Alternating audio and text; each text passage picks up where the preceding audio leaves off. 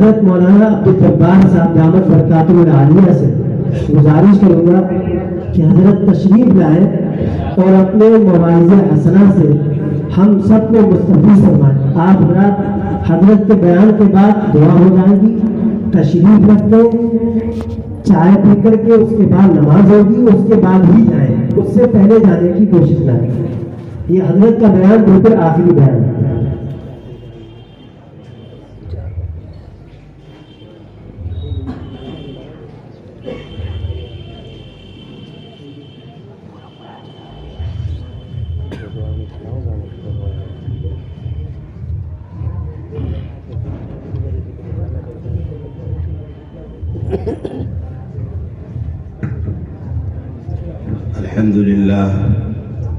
الحمد لله رب العالمين، والصلاة والسلام على سيد الأنبياء والمرسلين وعلى آله وصحابه الطيبين الطاهرين، أما بعد، فأعوذ بالله من الشيطان الرجيم، بسم الله الرحمن الرحيم، وَلَقَدْ آتَيْنَاكَ سَبْعًا مِنَ الْمَثَانِي وَالْقُرْآنَ الْعَظِيمِ، وقال النبي صلى الله عليه وسلم خيركم من تعلم القرآن وعلمه، أو كما قال عليه الصلاة والسلام۔ محترم دوست اور بزرگوں اور مدرسے کے عزیز طلبہ اور اساتذہ کرام،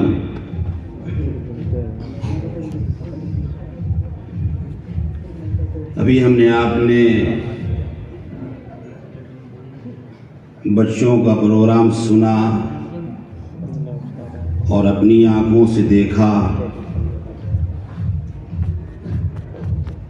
بڑی طبیعت خوش ہوئی، اور آپ حضرات جو یہاں جمع ہیں، آپ حضرات بھی طبیعت خوش ہوئی ہوگی، مکالمہ بھی سنا۔ یہ مکالمہ تو ماشاءاللہ ایک بڑی کانفرنس میں جہاں برادران وطن بھی موجود ہوں وہاں ہونا چاہیے۔ بہرحال کیونکہ یہ طلباء کی مجلس ہے، انہی کی مناسبت سے اور مدرسے کی مناسبت سے چند باتیں عرض کروں گا۔ ہمارے ان چھوٹے چھوٹے بچوں نے سنتیں سنائی ہیں۔ اللہ کے نبی محمد رسول اللہ صلی اللہ علیہ وسلم نے ارشاد فرمایا، بدأ الدین غریبا وسعود غریبا فطوبى للغرباء۔ اور بھی مختلف الفاظ میں یہ حدیث آئی ہے۔ علماء کرام نے اس کی تفسیر میں، اس کی تشریح میں لکھا ہے کہ غرباء سے کون لوگ مراد ہیں؟ فرمایا الذین یصلحون بعدی عند فساد امتی، جب میری امت میں فساد آ چکا ہوگا، بگاڑ آ چکا ہوگا، اور سنتوں پر لوگوں نے خلاف سنت کا لبادہ اڑا دیا ہوگا، اس وقت اس سنت کو خلاف سنت اور بدعات سے نکھارنے کے لیے اللہ ایک جماعت کو پیدا کریں گے جو ایک ایک سنت کو بیان کریں گے۔ تو یہی ہمارے مدارس کے یہ طلباء ہیں اور مدارس کے علماء ہیں، یہ مدارس کی محنتیں ہیں کہ جو ایک ایک سنت کو یاد کر رہے ہیں اور زندہ کر رہے ہیں۔ سنت کی اہمیت کے متعلق مفکر اسلام حضرت مولانا سید ابو الحسن علی ندوی رحمۃ اللہ علیہ نے حضرت مولانا یوسف صاحب کاندلوی رحمۃ اللہ علیہ، جو مولانا الیاس صاحب رحمۃ اللہ علیہ بنگلہ والی مسجد جو بڑے حضرت کہلاتے تھے، ان کے صاحبزادے ہیں۔ ان کے زمانے میں جماعتوں کا دوسرے ملکوں میں آنا جانا شروع ہو گیا، تو بہت سے لوگوں کی عادت ہوتی ہے تنقید کرنے کی، تو لوگ کہنے لگے کیا ضرورت پڑی ہے، بدیشوں میں جماعتیں جا رہی ہیں اور کتنا پیسہ ایک ایک جماعت پر خرچ ہو رہا ہے، ایک ایک آدمی 1-1 لاکھ روپیہ خرچ کر کے آتا ہے، 10 لوگ گئے 10 لاکھ خرچ ہو گئے۔ جب حضرت کو معلوم ہوا تو حضرت نے فرمایا یہ 10 لاکھ کی کیا قیمت ہے، اگر اللہ کے نبی صلی اللہ علیہ وسلم کی ایک سنت کو زندہ کرنے کے لیے، وہ بھی امریکہ جیسے ملک کے اندر، برطانیہ جیسے ملک کے اندر جہاں سنتوں کا چلن نہیں ہے، وہاں اگر ایک سنت کو زندہ کرنے کے لیے کروڑوں روپیہ خرچ ہو جائے تو یہ بھی کم ہے۔ یہ سنت کا معاملہ ہے۔ مجھے یاد پڑتا ہے، ابھی حبیب صاحب سے تذکرہ ہو رہا تھا کہ ہمارے بڑوں کے نزدیک سنت کی اہمیت کیا ہے۔ آج سے تقریباً 42 سال پہلے میں جب فارغ ہو کے آیا، آپ ہی کے محلے میں آیا، اور مشورہ یہ ہوا ایک جلسہ ہونا چاہیے، ایک جلسہ ہونا چاہیے۔ آج شاہد خان صاحب مرحوم، ہمارے حافظ حبیب صاحب، عظیم القدر صاحب اور بھی دیگر حضرات تھے، انہوں نے مشورہ کیا آپس میں۔ اس وقت نہ موبائل کا زمانہ تھا اور 4 ویلر بھی بہت کم، صرف جانے سے ہی تاریخیں ہوا کرتی تھیں۔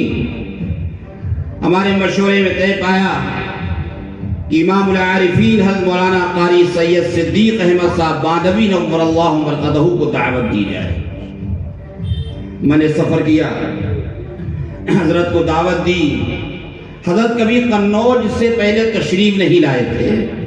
حضرت نے ایک استاد شاگرد کا تعلق تھا، حضرت نے جو ہے منظور کر لیا، اور آنے کا بھی لطیفہ عجیب ہے، چونکہ موبائل سے رابطہ نہیں ہو سکتا تھا، تاریخ دکھا دی فلاں تاریخ کو آنا ہے۔ حضرت کی سہولت کے لیے حضرت سے میں نے کہا کہ حضرت مولانا مفتی عبید اللہ صاحب جو وہاں کے شیخ الحدیث ہیں اس وقت، میں نے کہا حضرت وہ آپ کے ساتھ آئیں گے، وہ موضوعی مقرر کی حیثیت سے آئیں گے اور آپ کے خادم کی حیثیت سے آئیں گے، میں نے کرایہ بھی انہی کے پاس جمع کر دیا ہے، آپ دونوں آئیں گے۔ اتفاق ایسا ہوا کہ حضرت کا بیان قنوج سے 1 دن پہلے جو تھا لکھنؤ میں تھا، اور حضرت نے مفتی عبید اللہ صاحب کو بتایا بھی نہیں مجھے قنوج جانا ہے لکھنؤ سے۔ مفتی صاحب انتظار میں تھے کہ حضرت واپس آئیں گے، حضرت کے ساتھ جانا ہے۔ پون ایکسپریس اس زمانے میں چلتی تھی، شاید بہار سے آتی تھی اور کاس گنج تک جاتی تھی۔ لکھنؤ سے حضرت سوار ہوئے 9 بجے، اور میں عظیم القدر مرحوم صاحب کے کمرے میں لیٹا ہوا تھا۔ دیکھا میں نے کہ ایک لڑکے کے ساتھ کمرے کے باہر حضرت قاری صدیق صاحب باندھوی رحمۃ اللہ علیہ دوپہر 1:30 بجے کھڑے ہوئے، حافظ صاحب گواہ ہیں۔ جب میں باہر نکلا تو پسینہ پسینہ ہو گیا۔ حضرت سے پوچھا، حضرت آپ کہنے اطلاع کیسے ہوتی بھائی، موبائل تو ہے نہیں، اس تصور ہی نہیں تھا۔ حضرت کہنے لگے کہ وہ پون ایکسپریس لوگوں نے بتایا لکھنؤ میں پون جا رہی ہے اور اس سے جانا ہے، کوئی پتہ معلوم نہیں تھا۔ اترا اسٹیشن پہ، تانگے اس زمانے میں چلتے تھے، تانگے والے سے کہا یہاں کہیں جلسہ ہے؟ اس نے کہا نہیں۔ اس زمانے میں اکثر تانگے جو ہوا کرتے تھے وہ حاجی گنج کے علاقے کے ہوا کرتے تھے۔ تانگے والے نے کہا مجھے کچھ نہیں معلوم جلسہ وغیرہ، لیکن یہ معلوم ہے کہ حاجی گنج ایک محلہ ہے، وہ بڑا محلہ ہے مسلمانوں کا۔ کہا چلو وہی لے چلو، وہاں چلو آپ کو پتہ چل جائے گا۔ حضرت یہاں چوک میں اترے، مکہ مسجد پہنچے، مکہ مسجد سے یہاں تشریف لے آئے کمرے پہ۔ بتانا جو چاہتا ہوں وہ دوسری بات ہے، جب شام کو کھانے پہ بیٹھے دسترخوان سجایا گیا، جس صاحب کے یہاں کھانا تھا سجایا گیا، معاذ غنی صاحب نور اللہ مرقدہ تھے، حضرت مولانا عبدالعلی فاروقی صاحب تھے، مولانا محمد الیاس صاحب بھرتپور کے وہ حضرت تھے، اور ہم لوگ کھانے پہ بیٹھے تقریر کے بعد عشاء کے بعد جلسہ تھا، تقریبات بیٹھے تو حضرت دیکھا بڑی مرغن غذائیں ہیں، قورمہ بھی ہے اور شوربہ بھی ہے، زردہ بھی ہے اور بریانی بھی ہے، سب کچھ۔ حضرت نے فرمایا اصلی چیز تو غائب ہی ہے، اور مجھ سے فرمایا تم تو میرے مزاج سے واقف ہو، وہ کہاں ہے؟ میں نے کہا حضرت کہنے لگے جو سنت ہے، گوشت حضور صلی اللہ علیہ وسلم کے سامنے کبھی کبھار آتا تھا، لیکن سرکہ اکثر حضور صلی اللہ علیہ وسلم کے دسترخوان پر رہتا تھا، سرکہ کہاں ہے؟ یہ سنت ختم ہو گئی۔ تو خیر جو صاحب خانہ تھے وہ ان سے کہا کہ ہمارا موجود ہے گنے والا سرکہ ہے، میں کہا لاؤ بھائی، سرکہ لایا گیا، حضرت نے کھانا تناول فرمایا۔ تو یہ ہمارے جو ہے علماء ہیں، ہمارے اکابرین ہیں، سنت سے محبت ہے۔ یہ ہمارے جو مدرسے کے طلبہ ہیں ایک ایک سنت کو سنا رہے ہیں، کھانے کی سنت کیا ہے، سونے کی سنت کیا ہے۔ میرے بھائیوں، دوستوں اور بزرگوں، ان طلبہ سے ہم یہاں سے یہ جو سنا ہے سن کر جائیں اور اپنے گھر یہ پیغام لے کر جائیں کہ اللہ کے نبی محمد رسول اللہ صلی اللہ علیہ وسلم کی سنت کوئی معمولی چیز نہیں ہے، یہی رخصت ہوئی ہے۔ تو آج یہ زلزلے آ رہے ہیں، ہمارے معاشرے میں بگاڑ آ رہا ہے، اللہ کا قہر نازل ہو رہا ہے، ہمارے گھروں سے برکتیں اٹھ چکی ہیں، ہم نے سنتوں کو اٹھا دیا، ہمارے گھر سے برکتیں اٹھ۔ عزیز طلبہ، آپ حضرات، آپ کا بہت بڑا مقام ہے، آپ اپنی قیمت کو پہچانیں۔ میں نصیحت کرنے کے لائق نہیں ہے، لیکن بہرحال آپ ہی حضرات کے لیے بلایا گیا ہوں کہ کچھ آپ حضرات کے سامنے بات ہو جائے۔ آپ حضرات کا بہت بڑا مقام ہے۔ ایک بزرگ گزرے ہیں حضرت بایزید بسطامی رحمۃ اللہ علیہ، ان کے متعلق میں ایک بات عرض کر دوں۔ درخشندے افق ولایت کے درخشندہ ستارے حضرت مولانا پیران پیر ذوالفقار احمد نقشبندی مجددی دامت برکاتہم نے اپنی کتاب میں لکھا ہے، بایزید بسطامی رحمۃ اللہ علیہ لکھا ایک واقعہ کہ حج کرنے تشریف لے گئے۔ میں طلبہ کی توجہ چاہ رہا ہوں کہ چھوٹے چھوٹے عزیز طلبہ ہیں اور بڑے بڑے جو طلبہ ہیں، آپ کا مقام کیا ہے؟ تشریف لے گئے حج کرنے کے لیے اور حج کیا، حج کر کے واپس آئے، لوگوں نے پوچھا حضرت آپ کا تو حج قبول ہو گیا ہوگا، بہت بڑے اللہ کے ولی۔ علماء نے لکھا جو فرشتوں میں جبریل علیہ السلام کا مقام ہے، کچھ لوگوں نے لکھا ہے یہ کوئی منزل من اللہ نہیں ہے، یہ کوئی وحی نہیں ہے، اس پر ہم ایمان لائیں۔ لکھا ہے کچھ لوگوں نے جو فرشتوں میں جبریل علیہ السلام کا مقام ہے، وہ ولایت میں ولیوں میں مقام ہے حضرت بایزید بسطامی رحمۃ اللہ علیہ۔ پیر صاحب لکھتے ہیں حج کرنے تشریف لے گئے، جب واپس آئے تو لوگوں نے کہا کہ آپ کا تو حج قبول ہو گیا ہوگا، آپ تو اللہ کے ولی۔ کہ نہیں، بالکل نہیں۔ کہ کیوں نہیں قبول ہوا؟ کہ بھائی میں تو وہاں حج کرنے گیا، میں نے مکہ المکرمہ میں جب داخل ہوا، میں نے خانہ کعبہ کو دیکھا۔ خانہ کعبہ ایک پتھروں سے بنی ہوئی عمارت، میں نے صفا مروہ دیکھا، وہاں دوڑا، وہ بھی ایک پتھروں کی عمارت بنی ہوئی ہے۔ میں نے خانہ کعبہ میں نماز پڑھی، وہ بھی پتھروں کی عمارت۔ جہاں بھی گیا مجھے عمارت نظر آئیں۔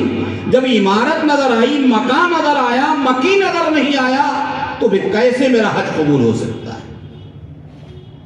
2 سال بھی حج کرنے تشریف لے گئے، واپس آئے، لوگوں نے پوچھا حج قبول ہو گیا؟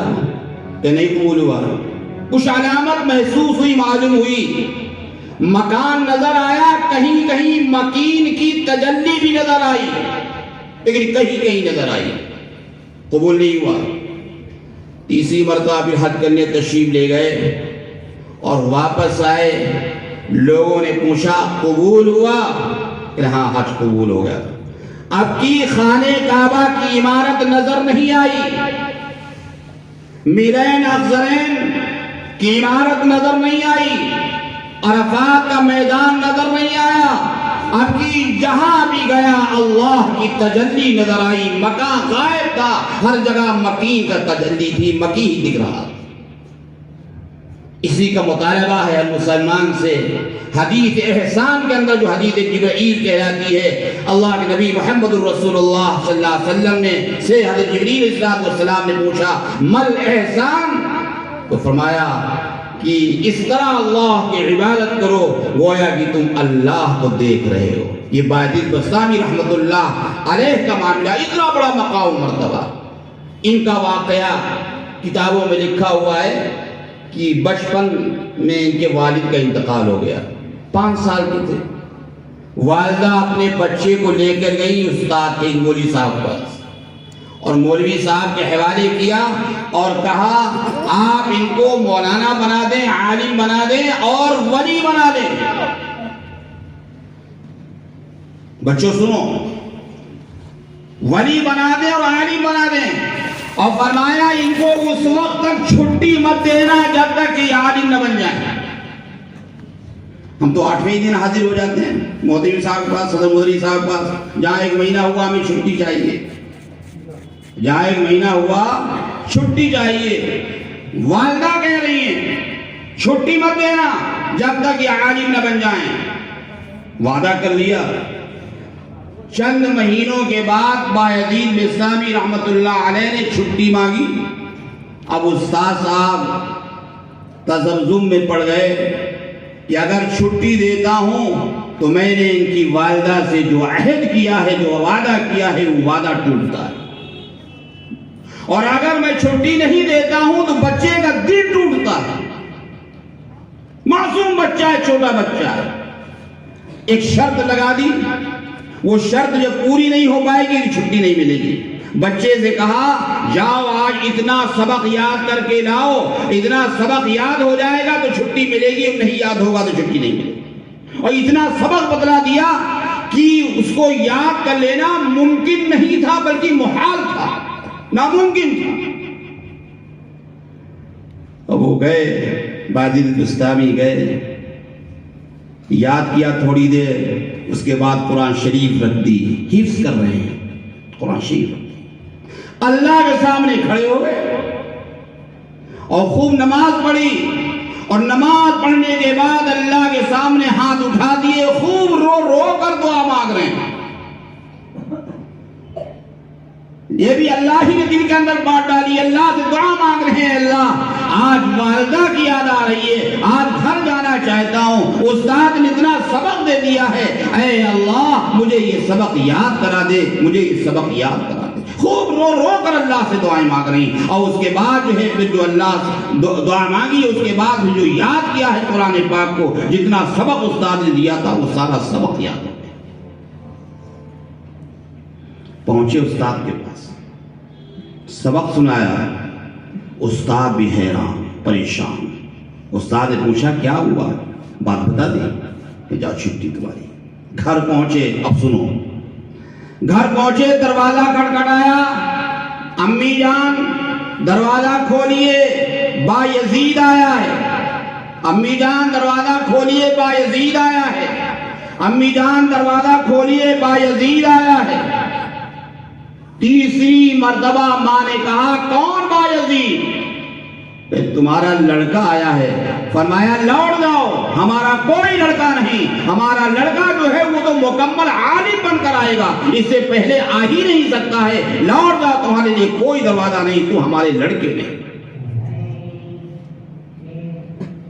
جب مدرسے سے چلے ہوں گے چھٹی لے کر تو کتنی امنگیں، کتنے جذبات سینے کے اندر اٹھے ہوں گے.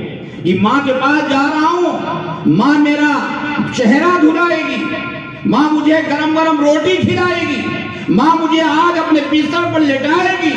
مہینوں سے ماں کی گود خالی ہے، آج گود چمٹائے گی. یہ ساری امنگیں ان کے اور جذبات وہ کروٹ لے رہے تھے بادی بستامی رحمت اللہ علیہ کے سینے کے اندر. لیکن ایک ماں ہے جس نے کہا ہمارا کوئی لڑکا نہیں, ہمارا لڑکا تو عالم بن کر آئے. کچھ سمجھ بات آئی کہ نہیں آئی؟ جی لوٹ گئے, پڑھنا شروع کر دیا. 16 سال تک رہے ہیں مدرسے کے اندر. اور ایک روز خواب میں زیارت ہوئی امام الانبیاء تاجدار دو عالم محمد رسول اللہ صلی اللہ علیہ وسلم کی. فرما رہے ہیں اب جو بایزید بستامی کی چھٹی کر دو, اللہ نے اس کو ولایت کے مقام پر فائز کر دیا ہے. عالم بھی ہو گیا, ولایت کے مقام پر ہی فائز ہو گیا ہے, اب تم اس کی چھٹی کر دو.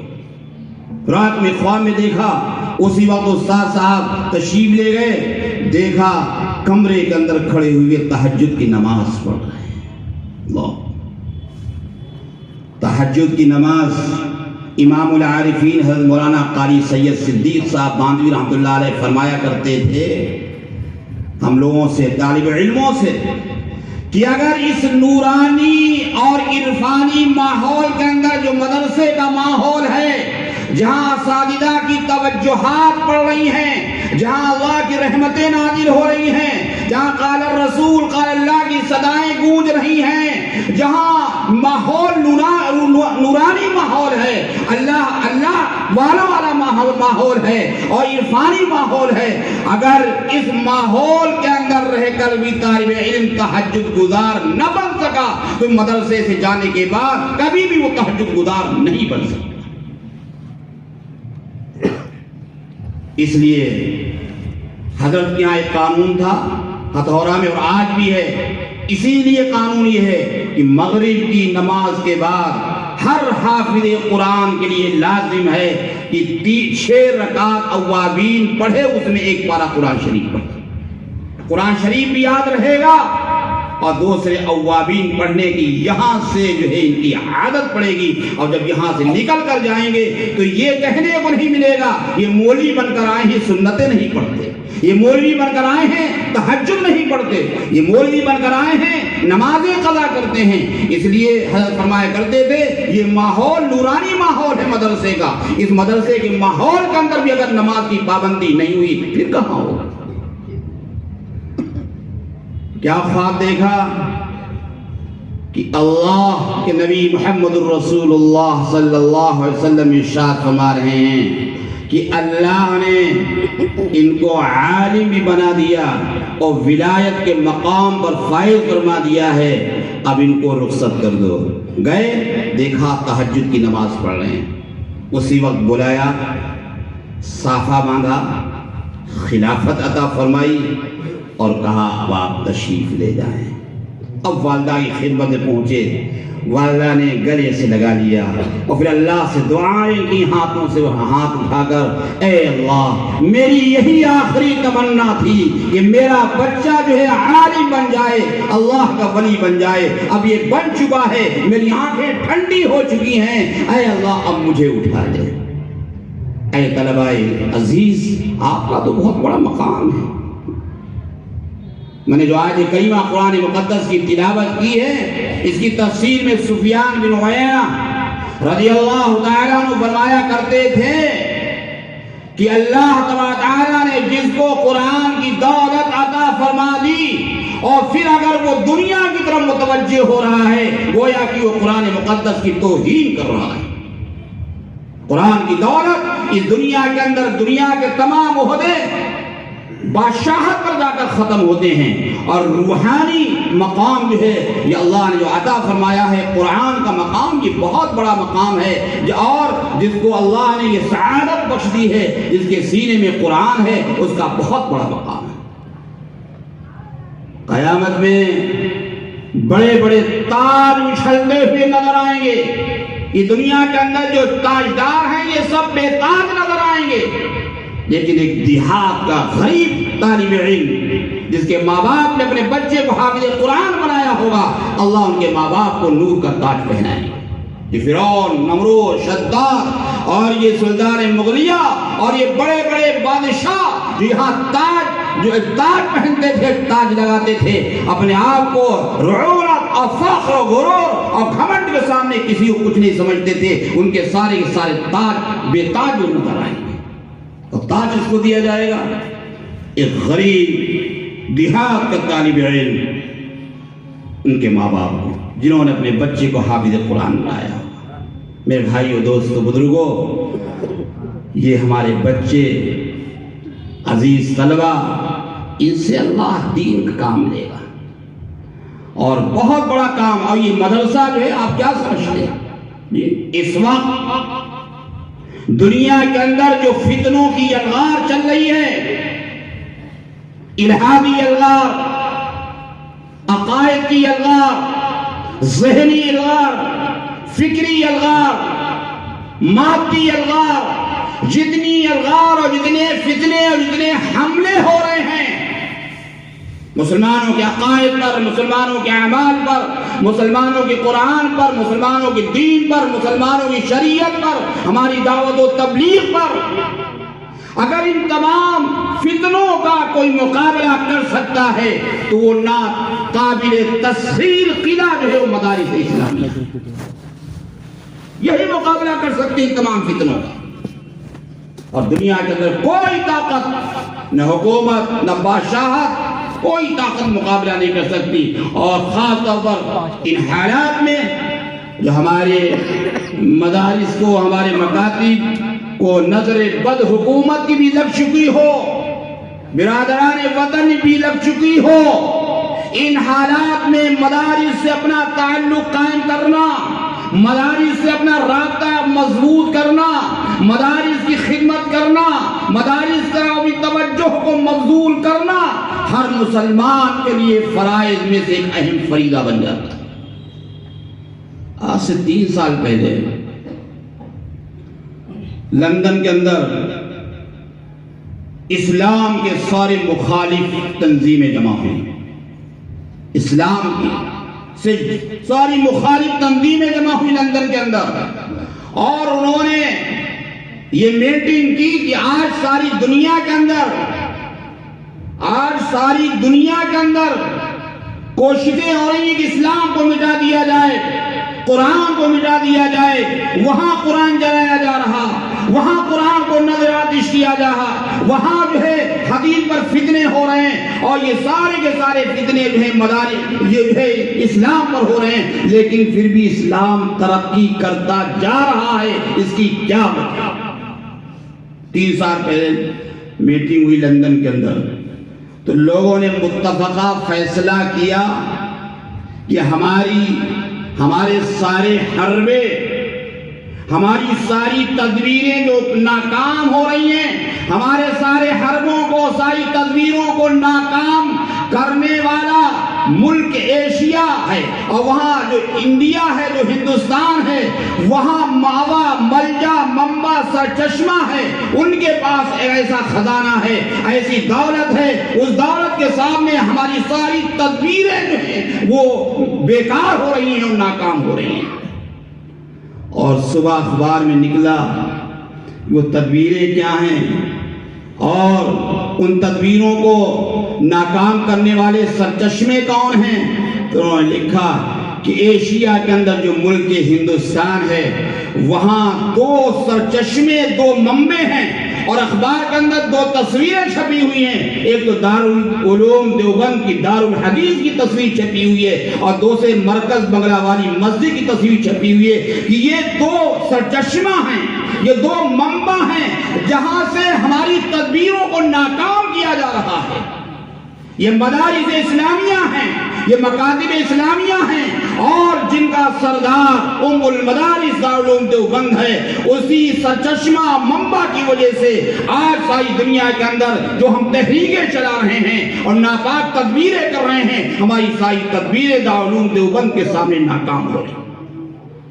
یہ مدارس کی اہمیت ہے، یہ ہمارے مدارس کی اہمیت ہے۔ ان مدارس کی اہمیت کو سمجھنا ہوگا۔ بہرحال میں کہاں سے کہاں چلا گیا، میں اپنے عزیز بچوں کو نصیحت کر رہا تھا اور سمجھا رہا تھا کہ دیکھو چھٹی کم لیا کیجیے، یہ ارادہ ہوا کرے کہ انشاءاللہ یا محنت سے پڑھیں گے، اپنے وقت کو ہم ضائع نہیں کریں گے۔ علامہ شبلی نعمانی مرحوم نے اپنا سفر نامہ لکھا ہے کہ میں عدن سے سوار ہوا، سمندری جہاز میں سوار ہوا، اور میرے ساتھ پروفیسر آرنلڈ تھے، ان کے ساتھ میں جا رہا تھا۔ اعلان ہو گیا کہ جہاز کا انجن ٹوٹ چکا ہے، جہاز ڈوبنے والا ہے۔ اب سارے لوگ پریشان، جب یہ اعلان ہو جائے سمندر میں جہاز چل رہا ہو کہ انجن خراب ہو چکا ہے، انجن ٹوٹ چکا ہے، صرف ہوا کے سہارے سے جہاز چل رہا ہے، کسی بھی وقت جو ہے یہ لہروں میں آ سکتا ہے اور موج کے تھپیڑوں میں آ سکتا ہے، اور یہ جو ہے کسی وقت ڈوب سکتا ہے۔ لہذا افراتفری مچ گئی۔ ابھی معلوم ہو جائے کہ بس کی بریک جو ہے وہ فیل ہو گئی ہے، اور جو سواریاں بیٹھی ہوئی ان کا انجام کیا ہوگا؟ لا الہ الا اللہ، لا الہ الا اللہ، لا الہ الا اللہ۔ ہر بچہ، ہر مسلمان جو ہی بیٹا ہوگا وہ کلمہ پڑھے گا۔ دیکھا کہ سارے لوگ پریشان۔ علامہ شبلی نعمانی مرحوم خود موجود ہیں اس جہاز پر۔ وہ کہتے ہیں میں بھی اسی افراتفری میں گیا، آگے سے پیچھے دیکھا پروفیسر جو انگریز تھے، مسلمان نہیں تھے، وہ پروفیسر صاحب کتاب کے مطالعے کے اندر مشغول ہیں۔ علامہ شبلی فرماتے ہیں کہ میں نے کہا کہ صاحب آپ مطالعہ کر رہے ہیں، جہاز ڈوبنے والا ہے، یہاں تو لوگ سراسیمگی کا عالم ہے، لوگ متحیر ہیں، پریشان ہیں، کوئی اللہ اللہ کر رہا ہے، کوئی رام رام کر رہا ہے، کوئی اللہ کو یاد کر رہا ہے، کوئی اپنے بھگوان کو یاد کر رہا ہے، اور آپ مطالعے کے اندر مست ہیں۔ کیا بہترین جواب دیا ہے، کیا بہترین جواب دیا ہے۔ ارے بھائی، اگر میرے مطالعہ نہ کرنے سے جہاز ڈوبنے سے بچ جائے تو میں اپنی کتاب بند کر لوں، میرے مطالعہ کرنے سے جہاز کے ڈوبنے کا اور نہ ڈوبنے کا کیا فرق پڑ سکتا ہے؟ اب جہاز تو ڈوب کر رہے گا تو میں آخری وقت میں اپنا قیمتی وقت اس کو کیوں برباد کروں، کم از کم مطالعہ میں گزاروں۔ یہ وقت کی قدر ہے، یہ وقت کی قیمت ہے۔ آپ حضرات نے اپنے ماں باپ کو چھوڑا ہے، اپنے گھر کو چھوڑا ہے، اور بہترین گرم گرم روٹیاں والدہ کے ہاتھ سے جو ملتی تھی وہ آپ نے چھوڑی ہیں، اپنے رشتہ داروں کو چھوڑا ہے، اپنے عزیزوں کو چھوڑا ہے، آپ چھوڑ کر آئے ہیں۔ اپنے وقت کی قدر و قیمت کیجیے۔ اللہ کے نبی محمد رسول اللہ صلی اللہ علیہ وسلم نے ارشاد فرمایا ایک حدیث شریف میں کہ دیکھو، صحت اور وقت، صحت اور وقت دو ایسی چیزیں ہیں کہ ان کا آدمی خیال رکھا کرے۔ وقت اگر گزر گیا پھر واپس نہیں آ سکتا، وقت گزر گیا واپس نہیں آ سکتا۔ اور آپ حضرات اللہ کی امانت ہیں۔ یہاں ماشاءاللہ ہمارے علماء کرام، یہ مدرسے کے جو محسنین حضرات ہیں، ماشاءاللہ پوری توجہ آپ کے ساتھ رکھ رہے ہیں، آپ کی خدمت کر رہے ہیں، آپ کی تعلیم تربیت کا خیال رکھ رہے ہیں۔ ماشاءاللہ آج تو بہت جگہوں بھی یہ ہے کہ تعلیم ہوتی ہے، تربیت نہیں ہوتی ہے۔ ماشاءاللہ جب سنتیں یاد کرائی جا رہی ہیں، نماز کا طریقہ بتلایا جا رہا ہے، تو تربیت ہو رہی ہے۔ مفکر اسلام حضرت مولانا سید ابو الحسن علی ندوی رحمۃ اللہ علیہ مصر تشریف لے گئے، جامعہ ازہر۔ بس یہ بات سنا کے میں ختم کر رہا ہوں، وقت بہت ہو گیا ہے۔ مولانا تشریف لے گئے قاہرہ جامعہ ازہر، لیکن وہاں دیکھا کہ علماء کرام بھی پینٹ بوسٹ پہ گھوم رہے ہیں، جی داڑھیاں غائب ہیں، ٹوپیاں غائب ہیں سروں سے، علماء کرام درس دے رہے ہیں۔ تو مولانا میاں صاحب ندوی رحمۃ اللہ علیہ نے بلایا ان کے ذمہ داروں کو، بھائی یہ کیسی تربیت ہے؟ اساتذہ کی صحیح تربیت نہیں ہے تو طلبہ کی تربیت کیا صحیح ہوگی؟ تو جو سمجھدار اساتذہ تھے انہوں نے کہا حضرت کچھ آپ لکھ دیں، آپ کچھ لکھ دیجئے ہم لوگوں کے لیے کام آئے، بچوں کی تربیت کے لیے، اساتذہ کے لیے۔ تو حضرت چاہتے تو گھنٹہ دو گھنٹہ میں ایک بہت بڑی ضخیم کتاب بھی اللہ نے ملکہ عطا فرمایا۔ اللہ نے انگریزی پر، اردو پر، عربی پر بادشاہوں کو للکارتے تھے مسجد نبوی کے اندر بیٹھ کر۔ رابطہ عالم اسلامی کے اندر بیٹھ کر وہ مقام اللہ نے حضرت معلم میاں صاحب ندوی رحمۃ اللہ علیہ کو عطا فرمایا تھا، لیکن حضرت کئی گھنٹے بیٹھے رہے، کیا لکھیں؟ پھر ایک سطر کی عبارت لکھی اور ان کے ذمہ دار کو دیا کہ یہ پورے مدرسے کے اندر کتبات کی شکل میں لگا دی جائے۔ عربی میں لکھا فقد القى القوم افلان كبدهم وانتم مسؤولون عنهم يوم القيامہ۔ یہ بچے جو چھوٹے چھوٹے یہاں پڑھ رہے ہیں، یعنی حضرت نے مصر کے لیے فرمایا، جامعہ ازہر نے فرمایا، یہ جو بچے یہاں پڑھ رہے ہیں، فقد القى القوم، قوم نے، ان کے ماں باپ نے، افلاد کبدہم، اپنے جگر گوشوں کو تمہارے حوالے کیا ہے۔ اب ان کی تعلیم، ان کی تربیت، ان کی دیکھ بھال تمہاری ذمہ داری ہے۔ اگر اس میں خامی رہتی ہے، ناکامی رہتی ہے، وَأَنْتُمْ مَسْئُولُونَ عَنْهُمْ يَوْمَ الْقِيَامَةِ، اس امانت کو متعلق قیامت میں اللہ پوچھے گا۔ تو ہمارے بچے عزیز طلبہ یہ امانت بھی ہیں، امانت ہے، اللہ، اس امانت کو صحیح طریقے سے رکھنا مدارس کی ذمہ داری ہے، ذمہ داروں کی بھی ذمہ داری ہے، اور ارباب محلہ کی بھی ذمہ داری ہے۔ مجھے یاد ہے کہ قاری صاحب اللہ مقدہ جب حج کرنے تشریف لے جا رہے تھے، قاری صدیق صاحب رحمۃ اللہ، میں پڑھتا تھا اس زمانے میں، تو حضرت نے پوری بستی کو جمع کیا، فتھورا کی پوری بستی کو جمع کیا مدرسے میں، اور طلبہ جو ہوتے ہیں بھائی شریف تو ہوتے ہی، شریر ہوتے ہیں، کہیں لوٹا ادھر پھینک دیا، بدنا ادھر پھینک دیا، ایک پیشاب خانے کے اندر 3 ڈبے موجود ہیں اور کسی کے اندر بالکل موجود نہیں ہیں، تو نمازی آتے ہیں تو یہ لڑکے ایسے ہی بدتمیز ہوتے ہیں، مولوی لوگ کچھ کرتے ہی نہیں، سمجھاتے نہیں۔ تو حضرت جب حج کرنے تشریف لے جا رہے تھے تو حضرت نے پورے ہتھورا کے عوام کو جمع فرمایا، ہندو مسلم سب کو جمع فرمایا، اور رو رو کر فرمایا کہ یہ ہمارے بچے ہیں، یہ تمہارے بچے ہیں، یہ رسول اللہ صلی اللہ علیہ وسلم کے مہمان ہیں، یہ اللہ کے بندے ہیں، یہ دین کو حاصل کرنے کے لیے آئے ہیں، ان کے ذریعے سے ملک کے اندر دین پھیلے گا، اسلام پھیلے گا، یہ قرآن کی حفاظت کے لیے آئے ہیں۔ لہذا اگر یہ بچے تمہارے کھیتوں میں جائیں، چنا اکھاڑ لائیں، گیہوں اکھاڑ لائیں، اگر وہ تمہارے کھیت میں جا کے نقصان کریں تو ان بچوں کو کچھ مت کہنا، میرے حبیب کو مان لینا، میرے حسیب کو مان لینا، میرے نجیب کو مان لینا، جو حضرت کے 3 بچے تھے۔ حضرت نے فرمایا، رو رو کر فرمایا، ان کی شکایت اگر ہو تو میرے بچوں کو مارنا ڈانٹنا، لیکن بچوں کو کچھ مت کہنا، یہ آپ کے مہمان ہیں، یہ اللہ نے ان کا انتخاب کیا ہے۔